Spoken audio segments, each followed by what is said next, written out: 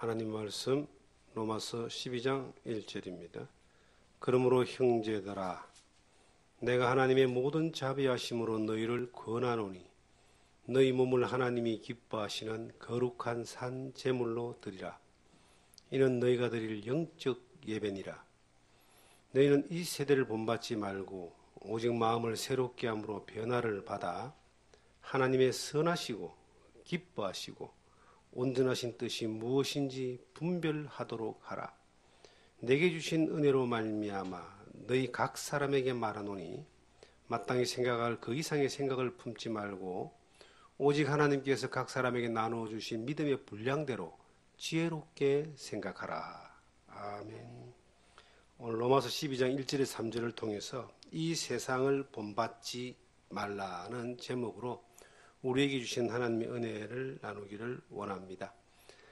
이 세상이 본받을 만한 그러한 좋은 세상이 아니죠. 그런데 우리가 자라나는 청소년들이나 아이들을 보면은 전부 다 이 세상의 그 유행과 이 세상의 그 문화와 이 세상의 가르침들을 배우고 익히고 쫓아가고 있습니다. 이 세상이라고 하는 것은 지금 이 바깥 세상을 이야기합니다. 그럼 이 세상이 아닌 다른 세상은 어디냐? 하나님의 세계를 이야기합니다. 우리가 눈에 보이는 세상은 지금 우리가 보고 느끼고 만지는 이 세상이지만 눈에 보이지 않는 또 하나의 세상이 있는데 이게 영적인 세계입니다. 하나님이 이 세상도 지배하시고 다스리시고 영적인 세계도 다스리는데 우리는 이 세상에 살지만 이 세상에 속해 있지만 하나님께 또 속해 있는 사람들이고 영원한 하나님의 나라에 가야 되는 보장이 이루어져 있는 사람들입니다. 그래서 이런 사람들을 빌립보서는 너희 시민권이 하늘에 있다. 어느 날 하나님의 나라로 이민을 가는 이것이 수속임이 끝나 있는 그 사람들을 그리스도인 그렇게 말하고 있습니다. 저는 성도라고 하는 말을 참 좋아합니다. 목사도 성도입니다. 집사도 장로도 성도입니다. 성도인데 교회에서 직분이 혹은 역할이 해야 될 은사가 조금 이렇게 구분되어져 있어서 그게 합당한 직분이 주어져 있지만 그것은 성도로서의 하나의 포지션의 차이지 신분의 차이는 아닙니다. 성도, 거룩한 무리. 이 거룩한 무리라고 하는 것은 하나님 앞에 거룩함을 받았고 또 거룩한 하나님의 세계 가운데서 이 땅에서 하나님의 지배를 받고 인도를 받는 삶을 사는 사람들이고 또 영원한 하나님의 나라에 가는 천국이 보장되어 있는 사람들을 성도다 그렇게 이야기합니다. 어떤 사람은 이렇게 구분합니다. 성도와 신자는 다르다. 신자는 교회를 다니는 사람이지만 성도는 거듭난 사람들이다. 이게 뭐 비슷한 말 같지만은 또 일리가 있는 말인 것 같습니다. 여러분, 내가 그리스도인으로 혹은 하나님의 거룩한 무리로 구별된 사람으로서 하나님이 우리에게 말하기를 이 성경에 내가 하나님의 모든 자비하심으로 너희를 권하노니 너희 몸을 하나님이 기뻐하시는 거룩한 산 제물로 드리라. 이는 너희에 드릴 영적 예배니라. 너희는 이 세대를 본받지 말고 오직 마음을 새롭게 함으로 변화를 받아 하나님의 선하시고 기뻐하시고 온전하신 뜻이 무엇인지 분별하도록 하라. 로마서 12장 1절 2절의 이 말씀에 우리가 하나님의 거룩한 이 산 제물로 거룩한 예배를 드릴 수 있는 성도의 자격이 부여받았고 그렇기 때문에 이 잠깐 있다가 사라지고 멸망할 이 세상 혹은 하나님을 대적하고 반역하는 죄악이 가득한 이 세대를 본받지 말고 하나님이 기뻐하시고 거룩한 뜻을 쫓아 살아가야 될 이유가 있기 때문에 그렇게 좀 살아라 이렇게 성경은 우리에게 말하고 있습니다. 겉으로 봐서 그리스도인인지 아닌지 어떻게 합니까? 알 수가 없습니다. 저희 딸아이가 초등학교를 이제 졸업하고 이제 중학교를 가고 중학교를 졸업하고 고등학교를 가는데 그리고 고등학교를 졸업하고 또 대학을 가고 대학을 졸업하고 직장으로 가고 하는 그 과정 가운데 여러 가지 그 딸아이의 선택 기준에 대해서 좀 재밌는 걸 발견했습니다. 항상 이 아이가 선택하는 것이 교복이나 유니폼이 얼마나 이쁘냐. 이게 이제 하나의 여러 선택 기준 가운데 하나더라고요. 거기에 굉장히 이렇게 신경을 쓰고 많은 비중을 두는 것을 제가 봤습니다. 야, 이 아이들이 입고 있는 옷이 왜 그리 중요할까? 이것은 그 학교 본인의 어떤 그 이 취향에 맞는 것도 있지만 그 학교가 자기들에게 주는 나름대로 어떤 자부심이나 그런 명예심 이런 것들이 거기에 있는 것입니다. 나는 이런 생각을 해봤습니다. 예수를 믿는 사람이 그리스도인들이 표시가 나는 유니폼을 입든지 모자를 쓰든지 띠를 두르고 다니든지 그렇게 하면은 세상이 조금 더 어떤 면에서는 이렇게 혼란하지 않을 수도 있겠다 하는 생각이 들 때가 있었습니다. 우리가 특별한 곳에 가면은 특별한 사람들은 제복을 입잖아요. 군인들, 경찰들, 아니면 의사들, 간호사들. 특별한 이 자기를 나타내는 제복을 입습니다. 그럼 그 제복을 입는 사람들은 제복을 입었을 때에 함부로 행동하지 않고 절제된 그런 행동을 하는 것을 우리가 보게 됩니다. 거기에 맞는 또 행동을 하는 것을 보게 됩니다. 물론 이제 가톨릭에서는 수녀나 신부들이 특히 수녀 같은 경우는 그 제복을 입고 다니잖아요. 불교 계통에도 원불교 같은 데도 그렇게 하는 것 같아요. 또 중들도 이제 그렇게 하기도 하죠. 그런 옷을 입고 함부로 술을 먹고 행패를 부리거나 욕을 하거나 싸우거나 그런 사람들 별로 본 적 없습니다. 옷을 입으면 그만큼 책임감, 거기에 대한 어떤 막중한 나름대로의 그 절제력을 가지고 행동하는 걸 봅니다. 그리스도인들도 그렇게 옷을 입으면 어떨까요? 그러면은 행동을 함부로 하거나 이 세상의 이 죄악에 빠져서 흥청망청거리는 그런데 쏘가 넘어가거나 거기에 휩쓸리지는 않을 겁니다. 어저께 잠깐 인터볼고 호텔에 잠깐 갔습니다. 거기 아는 분이 한 분 계셔가지고 골프 용품을 이제 행사하는 그러한 장소인데 아는 분을 잠깐 만나러 들어갔는데 굉장히 행사를 크게 하더라고요. 그래서 그곳에 이제 들어가서 잠깐 아는 분을 만났습니다. 만나가지고 이제 조그마한 코너를 가지고 샵을 이렇게 하시는데 거기에 손님 두 분이 와 계셨어요.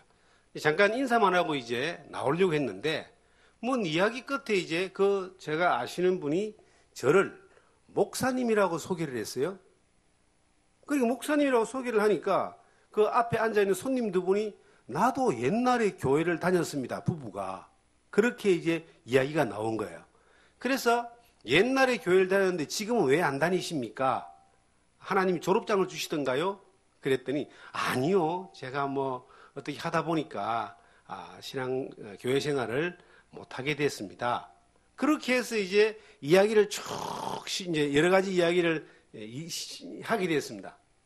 그런데 그분 입에서나 저를 아시는 분의 입에서나 나오는 이야기가 이게 지금 현재 뉴스에 나오는 이 기독교나 교회나 이런 비판적인 이야기들, 특별히 어떤 서울에 큰 교회 목사님이 이틀 전인가 3년 선고를 받았잖아요.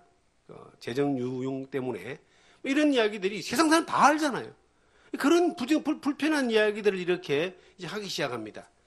가만히 들으면서 이제 목회자인 제 입장에서 하나님이 그들에게 실망을 시키거나 예수님이 그들에게 마음 상하게 한 적은 없는데 예수를 믿는다는 사람들이 예수를 전한다는 사람들이 또한 교회 안에서 일한다는 사람들이 사람들에게 얼마나 나쁜 영향을 이렇게 미치는가에 대하여 참 가슴 아픔과 부끄러움을 느끼게 됐습니다. 만약에 모든 예수를 믿는 사람들이, 모든 하나님이 일을 한다는 사람들이 제복은 입지 않는다 할지라도 하나님이 살아계시고 살아계신 그 하나님 앞에서 내가 행동한다면, 그것이 목회든 일이든 아니면 뭐 살림이든 아니면 노동이든 모든 일들이 살아계신 하나님 앞에서 내가 행동한다면, 그렇게 이 세상의 욕심에 빠져서 정욕에 빠져서 그렇게 망가지지는 않을 텐데 하는 생각을 하게 됐습니다. 여러분들은 어떻습니까? 여러분들이 성도라면 하나님의 구별된 거룩한 무리라는 뜻인데, 하나님이 그들과 함께 있고, 그리고 하나님과 영원히 함께 있을 나라가 보장이 되어 있는데, 하루 24시간을 살아가는 삶 가운데서 그 하나님 앞에 임무를 부여받은 유니폼을 입은 사람들과 같이 하나님 앞에서 평가받는 그러한 마음으로 내가 생활하고 행동하고 어떤 일을 결정하고 한다면은 우리는 정말 이 세상에서 그리스도의 향기를 나타내고 하나님 영광을 돌리는 일에 가장 적합한 삶으로 그렇게 사는 삶이 될 것입니다. 여러분, 이 세대를 본받지 마라 그랬습니다. 영적 예배라고 이야기했습니다. 영적 예배, 그러니까 예배가 영적 예배가 있고 육적 예배가 있느냐? 예배는 공적인 예배가 있고 그리고 삶의 예배가 있습니다. 이 예배를 전체를 합쳐서 영적 예배라고 이야기합니다. 우리가 주일날 이렇게 예배를 드리는 것을 공적 예배라 그럽니다. 이 공적 예배는 정해진 시간에 정해진 이 순서를 따라서 이제 하나님 앞에 영광을 돌리고 경배와 찬양을 드리며 하나님의 말씀을 듣고 또 하나님의 은혜를 함께 누리는 그러한 하나님이 기뻐하시는 예배를 이 공적 예배라 그럽니다. 우리 공적 예배가 또한 삶 가운데 성공되어지는 사람은 우리가 살아가는 일상의 삶 가운데서 실패할 확률이 그렇게 많지 않습니다. 며칠 전에 어떤 청년이 전화가 왔습니다. 목사님, 저 너무 힘듭니다. 여러 가지 어렵습니다. 제가 그 사람의 사정도 모르지만 내가 바로 했는 이야기가, 누구야? 너 요즘 예배에 참석 안 하는구나. 너 왜 예배에 안 가니? 그랬더니, 목사님 어떻게 아셨어요? 그러는 거야. 어떻게 알기는 우리가 약하고 힘들고 세상이 어렵고 공격이 오고 핍박이 오고 힘들어도 내가 예배 가운데 있으면 하나님 위로가 있고 힘을 주시고 이기는 지혜를 주시며 능력을 주시는데 네가 거기에 있지 않기 때문에 이렇게 좌절하고 절망하고 지금 실망하고 한탄하고 그렇게 있지 않느냐? 맞습니다. 그러는 거예요. 그러니까 다른 지혜를 구하려고 애를 쓰지 말고 예배에 참여하거라. 그럼 하나님이 너에게 주시는 은혜가 있을 것이다. 그렇게 이야기를 했습니다. 우리 모두도 마찬가지예요. 우리가 하나님 앞에 이 예배에 이렇게 나아오잖아요. 그러면 이 예배를 통해서 하나님이 나에게 주시는 놀라운 은혜를 경험합니다. 우리의 생각과 우리의 삶의 방식과 방향이 세상으로 흘러갈 수도 있고 실패할 수도 있고 절망할 수도 있습니다. 이 세상은 우리를 가만히 내버려 두지 않기 때문에. 그런데 공적 예배라고 하는 이것이 우리의 삶 가운데서 딱 세워져 있고 거기에 내가 믿음으로 연합되어져서 나아가면 특별한 말을 듣지 않고 특별한 방식, 특별한 지혜와 특별한 해답이 없다 할지라도 내가 그 예배를 통해서 성령이 나를 어루만지고 힘주시고 하나님이 지혜를 주시고 승리하게 하시는 그러한 능력을 우리 가운데 부어주는 것을 우리 느끼는 거예요. 내가 뭘 받았다가 아니라 그 삶 가운데 이것이 젖어 들어오는 겁니다. 여러분, 지금 여러분들이 이 자리에 앉아 계시면서 숨을 쉬려고 노력하십니까? 내가 숨 쉬어야 한다고 노력하십니까? 이렇게?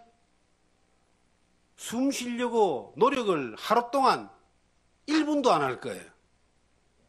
그런데 내가 숨이 쉬어지잖아요. 사라지잖아요. 며칠 전에 치과를 갔습니다. 요즘 우리나라가 의료보험 제도가 잘 돼 있어가지고 스케일링을 1년에 한 번인가를 아주 저렴한 가격에 해주기 때문에 치과를 가서 스케일링을 이제 하는데 숨쉬기가 힘든 거예요. 입을 벌리고 있으면서 이게 막 있으니까 숨쉬기가 힘든 거야. 숨쉬기가 힘드니까 이 숨쉬는 게 얼마나 이게 숨 안 쉬면 죽습니다. 얼마나 이것이 감사한지 잠깐 그 스케일링 받으면서 은혜가 됐어요. 호흡을 주시는 하나님, 숨쉬게 하시는 하나님, 호흡할 때마다 찬송 시편에 보면 그런 말씀이 있어요. 호흡 있는 자마다 여호와를 찬양하라 이런 말씀이 시편 150편에 있습니다. 생명과 호흡과 만물을 하나님이 주셨다는 말씀이 사도행전 17장에 기록되어 있습니다. 이 호흡의 소중함을 알게 됐습니다. 그 잠깐 치과에서 경험을 하면서.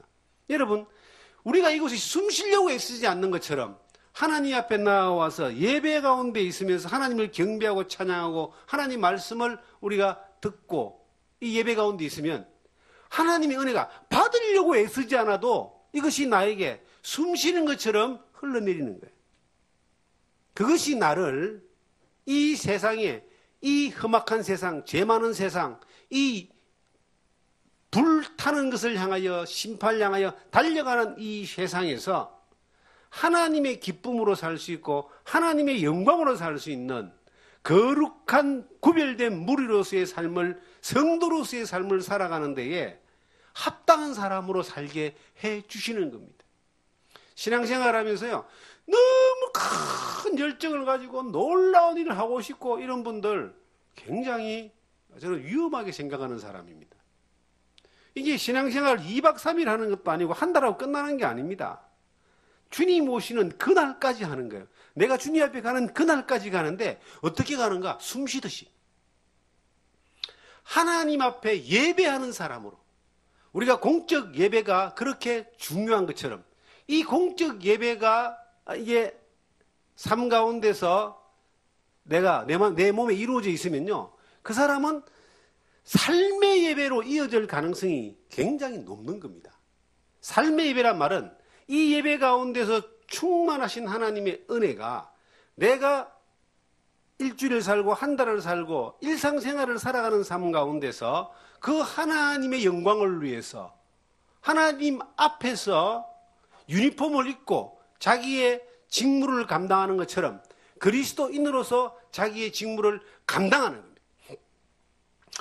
이제 인터폴 호텔에 가서 이제 그분을 만나서 이런저런 이야기 하는데, 이제 그분이 자기가 하는 말이, 그게 골프 박람회잖아요. 근데 자기가 딱 하는 말이, 자기는 목사님들 중에 제일 싫어하는 스타일이 있습니다. 대놓고 자기 이야기한다 그래요. 그럼 뭔데요? 그랬더니, 첫째는요, 난 목사님들이 골프 치러 다니는 꼴이 제일 보기 싫다는 거예요. 그분이 골프에 관한 그곳에 와서 그래요. 그러면 그래요. 그러면서 죄송한데 목사님은 혹시 골프 치세요? 저는 골프를 못 배웠는데요. 요즘은 골프가 요즘 대중화돼 가지고 큰 돈 안 들이고도 이렇게 다니는 것 같은데 왜 그러시냐니까, 지금은 그렇지만 이전에 자기는 또 기준이 있다는 거야. 그러면서 여러 가지 얘기하는데, 이 목사를 보고 들으라고 막 하는 소리인지 막 그렇게 하시더라고요. 근데 정말 그분이 또 덧붙이는 내용들이 그러잖아요. 국내에서, 가까운 동네에서는 얼굴이 이렇게 많이 팔려가 안 되니까, 목사님들이 막 해외로 나가고 막 멀리 나가고, 정말 이게 맞는 거냐고. 그래 물어보길래, 그럴 수도 있죠. 운동이고 또 배워서 하는 거, 그럴 수 있지 않겠냐고 그러고 제가 말았습니다. 그런데 만약에 목사님들이든 아니 누구든 간에 내가 성도라고 하는 유니폼을 입고 행동한다면은 저는 그것이 골프라도 떳떳해야 된다고 생각합니다. 그리고 안 해야 되는 것은 안 해지는 거예요. 해야 되는 것은 당당하게 할 수 있는 겁니다. 그런데 그것이 어떤 때는 하나님 앞에서 어떤 때는 또 하나님 뒤에서 이렇게 구분되어지니까 일괄성이 없는 삶의 모습을 보고 옆에 있는 사람들이 실망하고 또 가까이 있는 사람들이 절망하고 그리고 다가오는 사람들이 떠나가는 그러한 일들이 벌어진다라고 하는 거예요. 여러분과 제가 살아가는 삶 가운데 중요한 것이 이 성경에 말해 있는 것처럼 이 걸음으로 형제들아 12장 1절에 걸음으로란 말이 나오잖아요. 걸음으로란 말은 앞에 내용이 이러니까 이제 이렇게 하라 이 뜻입니다. 이어지는 단어입니다. 앞에가 뭐냐? 로마서 12장 이전까지는 1장에서 6장까지는 인간의 죄성에 대해서 이야기하고 6장부터 11장까지는 그 죄를 해결하는 예수 그리스도의 복음에 대해서 말씀하고 있습니다. 이 죄 가운데 죽을 수밖에 없는 인생이 예수 그리스도의 피 흘림의 은혜로 말미암아 죄 용서받고 구원받아 하나님의 자녀가 되었다면 이 뜻이거든요. 로마서 1장부터 11장까지가 그 뜻이에요.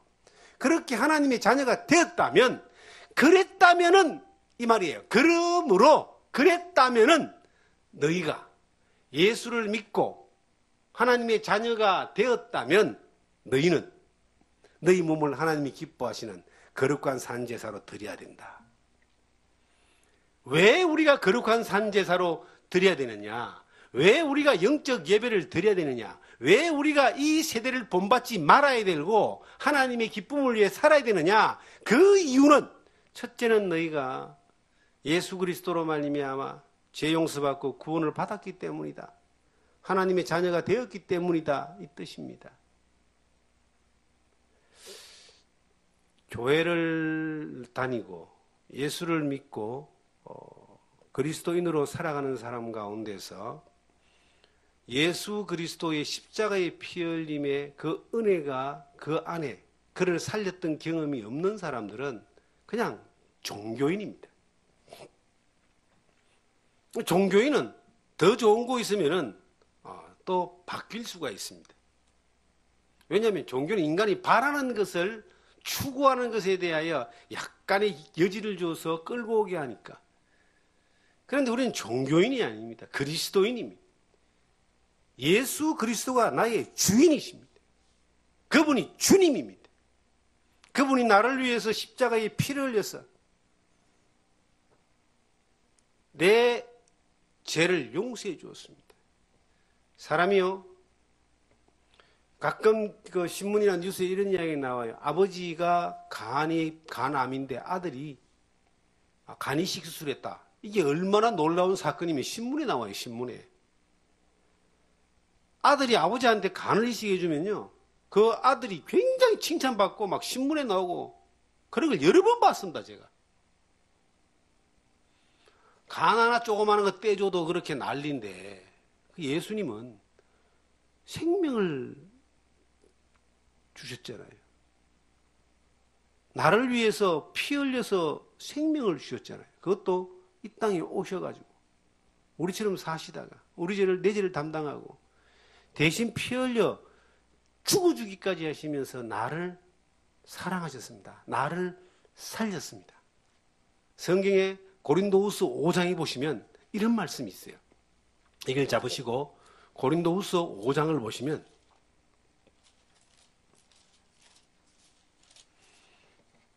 (5장)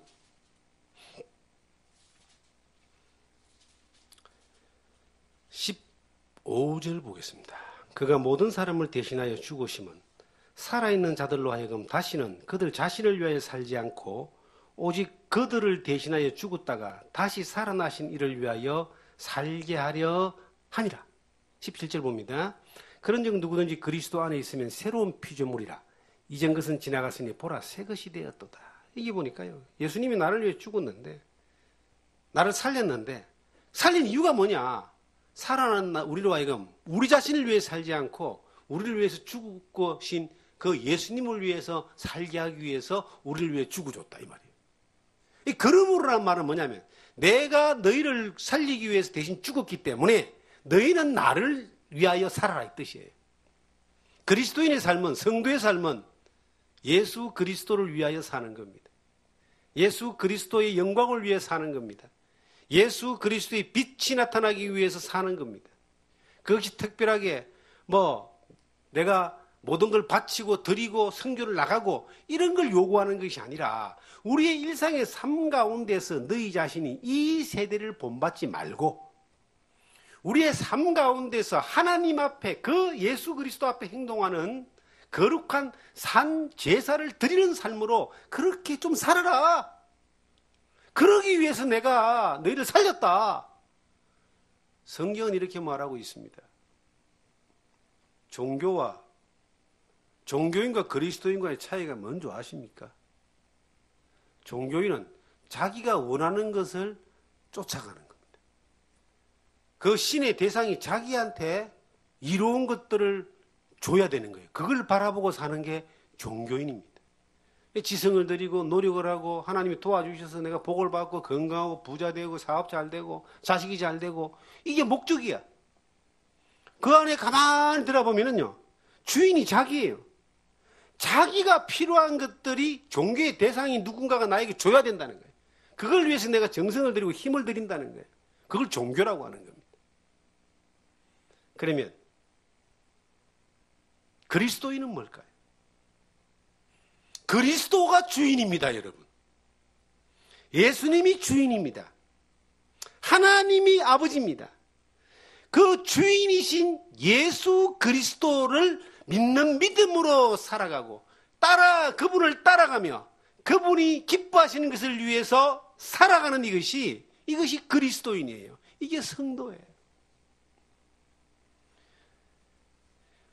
성경이 뭘 말하느냐면 그 하나님의 말씀과 예수 그리스도의 그 은혜에 대하여 말씀에 대하여 우리에게 기록하고 있는데 우리가 그 성경의 말씀을 따라서 믿음으로 나아갈 때에 말씀하신 그분이 그 약속을 이루시고 지키시며 행하셔서 그 말씀이 실제적인 실체가 될 수 있도록 나타나게 하는 이것이 우리의 삶을 통해서 나타나는 이것을 신앙생활이다 이렇게 말합니다. 그래서 우리는 절대적인 진리를 믿어요. 절대적인 진리가 성경입니다. 우리가 무엇을 따라가야 될까요? 이 세대를 본받지 마라 그러잖아요. 그럼 뭘 본받아야 됩니까? 진리를 본받아야 됩니다. 이 성경은 이 세상을 본받지 마라 그러잖아요. 뭘 본받아야 됩니까? 주님을 본받아야 됩니다. 이 세상의 유행을 따라갈 것이냐? 진리를 따라갈 것이냐? 이 세상의 요구를 따라갈 것이냐? 주님을 따라갈 것이냐? 이 세상의 화려한 것들을 따라갈 것이냐? 말씀을 따라갈 것이냐? 여기에서 어떤 선택하고 결단하고 결정짓는 이것이 그리스도인의 삶입니다. 아브라함이 가나안에 들어갔다가 흉년이 들어서 애굽으로 갔습니다. 애굽에 들어가서 아내를 빼앗길 뻔하고 엄청난 고통을 당하지만 하나님이 지켜주셔가지고 많은 재물을 얻고 다시 나왔습니다. 아브라함은 그때 뭘 경험했을까요? 하나님이 아브라함에게 가나안 땅으로 가라 그랬어요. 그런데 그가 잠깐 흉년이 오니까 애굽으로 내려갔어요. 애굽이 세상을 이야기합니다. 하나님의 말씀을 따라가지만 그 따라가는 데에 평탄한 길이 아니라 항상 시험이 오는 거예요. 어려움이 오게 되어 있습니다. 유혹이 오게 되어 있습니다. 그런데 그때 말씀을 딱 잊어버리면 말씀보다는 세상을 더 크게 생각하면 세상을 따라가게 되어 있는 거예요. 여러분, 우리가 세상을 따라가는 이것이 1년에 한 번 정도 선택하는 것이 아니라 1년 365일 계속 우리 앞에 펼쳐져 있는 게 이 세상이에요. 이 세대예요. 그럼 이 세대를 본받지 않으려면 항상 하나님의 말씀을 따라가는 것들이 항상 내 앞에 있어야 되는 거예요. 진리를 따라가고자 하는 그 예배가 항상 있어야 되는 거예요. 그래야지 항상 있는 세상의 유혹과 세상의 넓은 길을 안 갈 수가 있습니다. 내가 10년 전에는 이랬는데 지금은 엉망이다. 10년 전에는 믿음 안에서 세상을 쫓아가지 않고 주님을 따라가는 믿음이 있었지만 지금 엉망이란 말은 지금은 세상으로 같이 간다는 이야기예요. 신앙생활은요, 1년 365일 주님 앞에서 항상 영적 예배로 서 있을 때만이 하나님이 기뻐하시는 산제사를 드리는 삶을 살 수 있습니다. 늘 그리스도인이라는 이 제복을 입고 주님 앞에서 주님의 명령을 따라서 살아가는 겁니다. 그분이 나에게 짐을 지우는 게 아니라 평안을 주시는데 그 말씀을 따라가고자 하는 그러한 삶의 선택이 굉장히 중요한 겁니다. 그게 어려울 수 있어요. 이 아브라함은 흉년이 왔기 때문에 자기 가족들 다 굶어 죽을 것 같으니까 어쩔 수 없이 애굽을 선택했지만 그곳에 가서 모든 걸 다 잃어버릴 뻔했습니다. 아내를 잃어버리고 다 잃어버릴 뻔했어요. 하나님의 긍휼이 있어서 그곳에서 빠져나와서 다시 가나안을 향해서 갈 수 있었습니다. 여러분, 우리가 살아가는 삶 가운데서 잠깐 이번 한 번만 내가 이 세대의 피로 정말 정당한 그 이유를 가지고 이 세대를 갔다 할지라도 그 한 번에 우리 모든 걸 다 끝내버릴 수 있습니다. 어떤 면에서는요, 전쟁터에 나가면 총 한 방 맞아가 죽거든요. 그 한 방이 끝나버릴 수 있다니까요. 그러니까 날마다 이 세대를 본받지 않을 주님을 본받고 주님을 따라가고 유행을 따라가는 것이 아니라 진리를 따라가고 이 세상이 아닌 주님을 따라가고 이 세상의 요구가 아닌 말씀을 따라가는 것들이 날마다 우리가 훈련되는 것은 내가 영적 예배 가운데 있을 때 하나님이 그 힘을 주시는 겁니다. 이제 애굽에 빠져나왔는데 하나님이 은혜를 주셔가지고 재물을 많이 가지고 나왔어요. 근데 애굽에 나왔는데 그 조카 롯도 따라왔어요. 아브라함의 혈육은 조카 롯밖에 없었습니다. 아직은 이삭이 태어나기 전이니까. 이 조카 롯하고 같이 있는데 조카 롯의 목사와 목자와 그 다음에 아브라함의 목자가 이거 목동이니까 목동이란 말은 지금은 뭐 우습게 보이지만 그 당시는 최고의 그 경제 가치를 가진 기업입니다. 다투기 시작합니다. 물 때문에. 그래서 아브라함이 야 우리가 혈육인데 싸워서 되겠냐? 네가 우하면 내가 좌하고 내가 좌하면 내가 우할게. 그랬더니 롯이 딱 보니까 저 밑에 동쪽을 보니까요 너무 비옥하거든요. 동쪽을 선택해서 점점 내려가서 소돔 고모라로 들어갔습니다. 롯이 소돔 고모라를 들어갔는데 처음에는 잘 나갔습니다. 나중에는요. 한 번은 전쟁에서 폭삭망하고 두 번째는 불과 유황이 쏟아져가지고 결국은 재물 하나 건지지 못하고 몸만 겨우 건지고 살아났습니다. 롯이 그렇게 망하게 된 이유가 뭘까요? 이 세대를 쫓아갔기 때문입니다. 아브라함은요. 그런 아브라함은 하나님의 약속 말씀이 있었어요. 그 말씀이 가나안 땅을 주신다 그랬습니다. 가나안 땅을 떠나자는 거예요. 이제. 왜? 애굽에서 한번 혼났잖아요. 살리고 갔다가 죽을 뻔했잖아요. 그래서 야 내가 선택할 길은 하나님 말씀밖에 없구나 하고 딱 그 땅에 딱 썼는데 그 땅이 헤브론 땅입니다. 하나님이 그에게 말씀하시기를 네 눈으로 보는 동서남북 좌우 전체 보이는 땅을 너와 네 자손에게 주겠다. 우리는 여기 있어서 봐봐야 뭐 한 1km도 못 보잖아요. 산이 많아가지고. 우리나라에서도 이해가 안 될 거예요. 그런데요. 제가 미국이나 미국이나 캐나다를 가보니까 조금 높은 곳에 올라가서 사방을 보는 곳을 땅으로 다 준다면 이게 얼마나 넓은지. 우리가 바다를 보면 저 앞에 그 수평선이 보이잖아요. 지평선이 다 보여요. 사방 모두가. 그 거대한 땅을, 그 헤브론에서 보이는 모든 땅을 주셨는데 그게 가나안 땅, 지금 이스라엘 땅이에요. 우리가 말씀을 따라간다는 것은 어떤 면에서는 선택을 해야 됩니다. 이 세대의 유행, 이 세대의 그 보장된 화려함, 이 세대의 이익, 이 세대의 가치, 이 세대의 편리함, 이 모든 것들을 어떤 면에서 말씀을 따라가는 것 때문에 포기해야 될 때도 있습니다. 엄청나게 손해보는 것 같죠? 그런데 그것이 아닙니다. 손해보는 것이 아니라 더 크게 망가지는 것에 대하여 피할 수 있는 가장 큰 방법입니다. 좀 재미난 이야기가 있습니다. 어떤 분이 그 남아공이라 근방에 있는 그 선교사로 가신 분이 계신데 그분이 그 나라에서 상당히 인정받는 선교를 하셔가지고 상당히 선교에 어느 정도 기반을 많이 마련하신 분인데 지배층들하고 잘 지내가지고요. 그분이 이제 큰 이권을 이렇게 받는 그런 게 있었는 것 같아요. 그게 이제 광산을 다이아몬드, 그쪽은 다이아몬드가 많이 나잖아요. 다이아몬드 광산을 하나 이렇게 개발할 수 있는 개발권을 이제 행사할 수 있는 위치에 있나 봐요. 그래서 친한 분들에게 여기에 이제 그분은 정말 신뢰할 만한 분입니다. 사기꾼이 절대 아닙니다. 신실하신 분이에요. 근데 그분이 이 다이아몬드 광산에 이 매장량이 어느 정도 이게 있는데 여기에 이제 이걸 개발해서 이걸 가지고 하나님의 선교의 사업에 크게 한번 쓰고 싶다 이렇게 이제 해서 이야기가 이렇게 조금씩 나오는 겁니다. 저도 이제 어찌 하다 보니까 그 자리에 있게 되었습니다. 그래서 피식 웃으면서 제가 나왔습니다.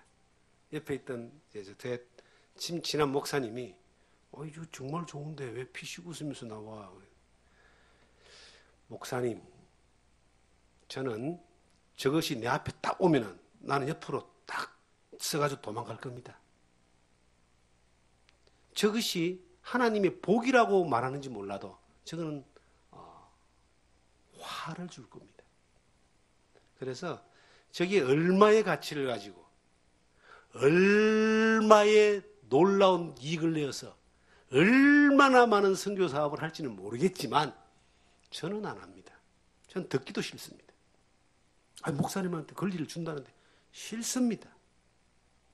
왜 그럴까요? 성경은 말하고 있습니다. 돈을 사랑하면 일만하게 뿌리라고.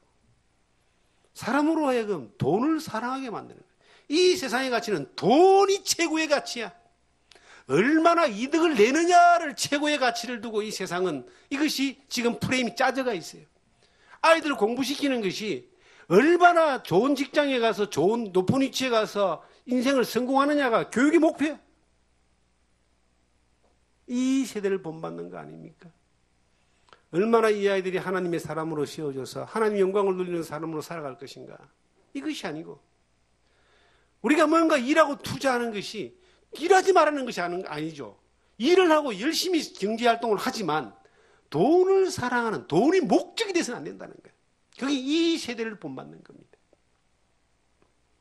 그리고 성경에 그렇게 기록되어 있더라고요. 부하려고 하는 자들은 믿음에서 떠나 침륜에 빠진다고 기록되어 있습니다.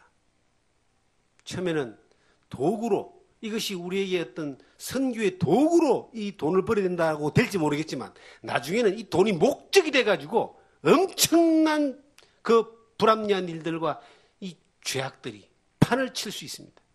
그런데 뻔히 아는데 말씀이 뻔히 아는데 내가 그렇게 믿어지는데 쫓아가겠어요? 뒤로 돌아서 도망가지요. 그리고 나중에는 돈 많은 사람 보니까요. 돈이 주인 돼 있더라고요. 지가 돈을 쥐고 있는 것이 아니라 돈이 그 사람을 쥐고 있어요. 그래서 성경에 하나님과 재물을 겸하여 섬기지 못한다고 기록되어 있어요.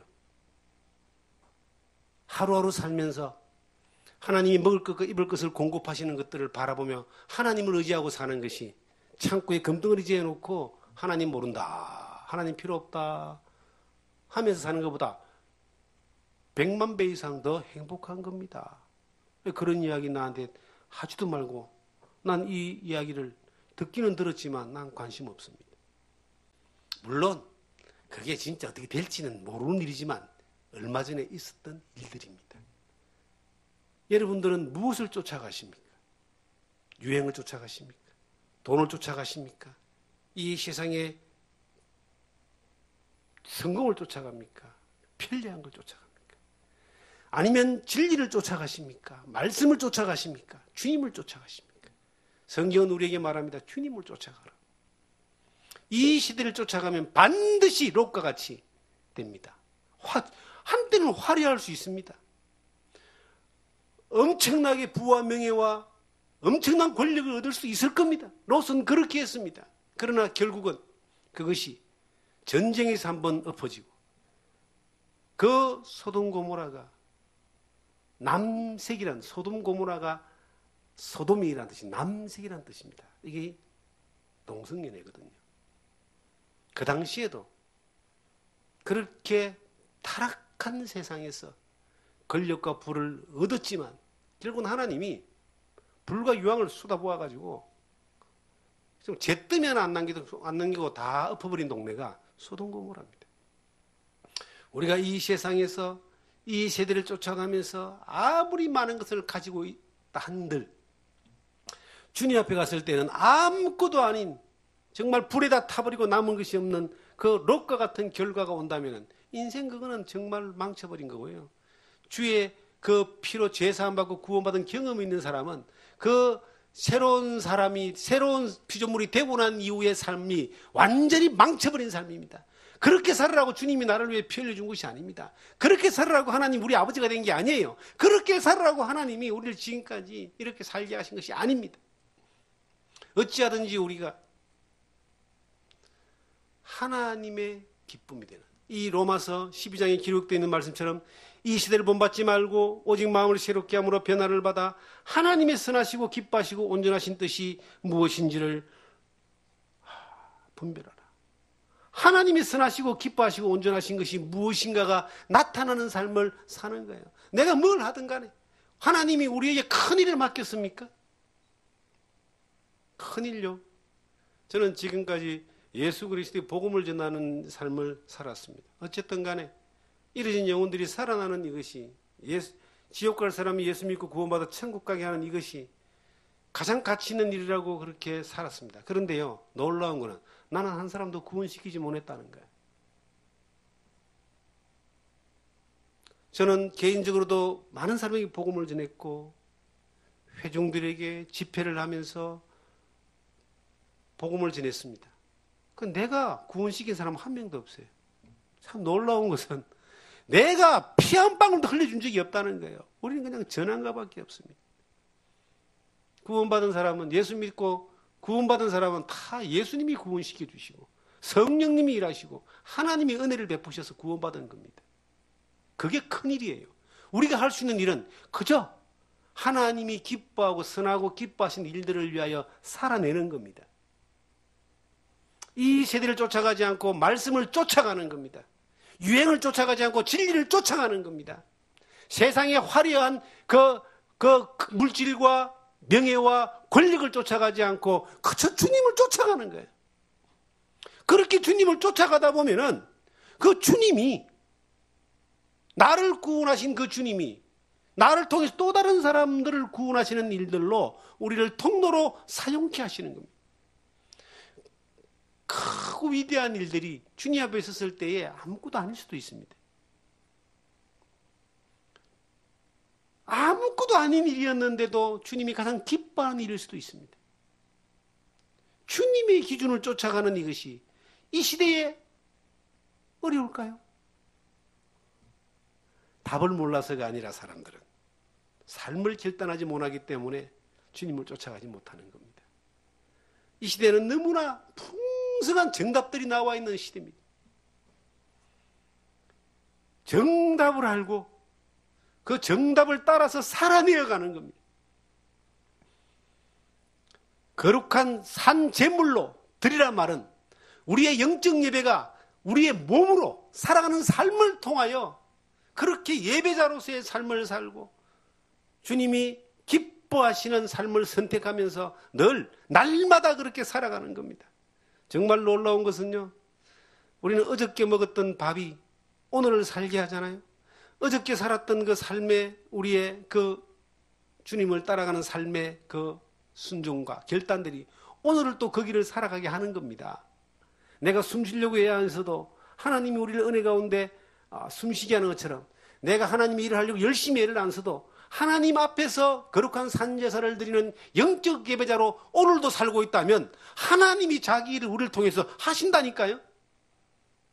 그렇게 하시는 일들이 우리 가운데 있을 때 우리에게도 기쁨이 있고 충만한 은혜가 있고 우리 입술을 통해서 삶을 통해서 우리 눈빛을 통해서도 나가는 것이 하나님이 기뻐하시는 거룩하고 기뻐하시는 그 삶의 모습들이 전달되어져서 흘러가는 겁니다. 세상의 사람들은 다 어떤 면에서는요, 전부 다 예수 안 믿는 사람들은 외로운 사람들이고 뭔가 불편한 그 내면의 상처들을 다 가지고 살고 늘 두려움 가운데 살게 되어 있습니다. 예수 안 믿는 사람들, 하나님이 그의 아버지가 안 된 사람들. 우린 그렇지 않잖아요. 두려움이 없습니다. 기쁨이 있습니다. 만족함이 있습니다. 감사가 있습니다. 이러한 놀라운 은혜를 누리고 살아가는 여러분과 제가 그렇지 못한 사람들이 수없이 많은데 그들에게 내가 무엇을 전해줄 것인가? 내가 장사를 한다면 내 집에 물건을 사러 오는 사람에게 궁극적으로 이 물건을 파는 것이 목적이 아니라 이 물건을 파는 것이 도구가 되어서 그 한 영혼을 준계로 이끌 수 있는 통로로 내가 되어질 수 있는 그 일을 역할을 감당할 수 있는 사람이 된다면 하나님이 그 사람을 통해서 놀라운 일들을 할 겁니다. 내가 아이를 가르치는 사람이라면 그 아이를 가르치는 것이 그냥 지식만 가르치는 것이 아니라 그 아이를 가르치는 가운데 하나님의 사랑에 대해서 지혜롭게 성령의 인도를 따라서 가르칠 수 있는 통로로 내가 되는 것이 궁극적인 목표가 되는 거예요. 내가 밥을 하는 사람이라 할지라도 여러분 밥을 하면서도 내가 직접 그들에게 예수를 못 전한다 할지라도 내 삶을 통해서 그들에게 예수 그리스도의 사랑을 전하면요, 그 한 사람은요 인생의 가장 중요한 영원한 생명을 얻게 되고요, 삶의 답을 얻게 되는 겁니다. 그리스도 앞에 있지 않으면 답이 없어요. 옛날에 우리 들어보면은 정말 그런 분들 많이 있었습니다. 옛날에 시골에요, 교회가 세워지면요, 남자들이 예수를 먼저 믿는 것보다는 여자들이 예수를 먼저 믿는 경우들이 많습니다. 여자들이 먼저 예수를 믿으면요, 그들이 이 핍박을 받고 교회도 잘 못 나가고 막 그럽니다. 그러다가 이제 그러면서도 그 가족들에게 복음을 전하기 위해서 그랬다 그러잖아요. 실질적으로 그런 분들이 계셔요. 우리 여기 이전에 저 시내에서 목회할 때 우리 윤건사님 계셨는데 그 부인 되시는 한건사님이 그 집안에 제일 먼저 예수를 믿고 말도 못 꺼내고 핍박받았는데 이분이 아침에 새벽 밥을 갖다 이분이 하거든. 밥을 할 때마다 이 밥 먹는 사람들 전부 다 예수 믿게 해주세요. 그래 기도했다는 거 아니겠어요? 이 밥 먹는 사람들 다 예수 믿게 해달라고. 그건 어떻게 됐겠어요? 그렇게 골 때리던 그 정말 속만 썩이던 남편도 그 예수 믿게 되고 어른들도 예수 믿게 되고 가족들 예수 믿게 되고 이 시간이 걸리지만은 그렇게 되었다는 거예요. 중요한 것은 우리의 삶 가운데서 내가 뭘 하든 간에 하나님 앞에 정말 영적 예배를 드리는 사람으로서의 삶의 모습으로서 있고 이 시대를 본받지 않고 주님을 본받는 삶을 늘 선택해 살아간다면 나를 통해서 그 하나님이 자기 일을 하신다니까요. 그 하나님이 자기 일을 하는 사람이 돼야 되는 거예요. 내가 지금 있는 자리가 하나님이 일할 수 있는 자리입니다. 그런 자리에 살아가는 그런 자리에 살아내는 그냥 세월이 지나가는데 밥 먹고 즐기고 놀고 아무 생각 없이 내 안에 어떤 기쁨을 채우는 이것만으로서 이게 내 삶이 끝난다면 그건 불행한 겁니다, 여러분. 유행과 편리함을 쫓아가는 것이 아니라 진리와 말씀과 주님을 쫓아가면서 우리가 거룩한 산제사를 드리는 그런 삶의 현장의 주님의 영광을 바라보는 경험하는 여러분과 제가 되기를 주님의 이름으로 축원합니다.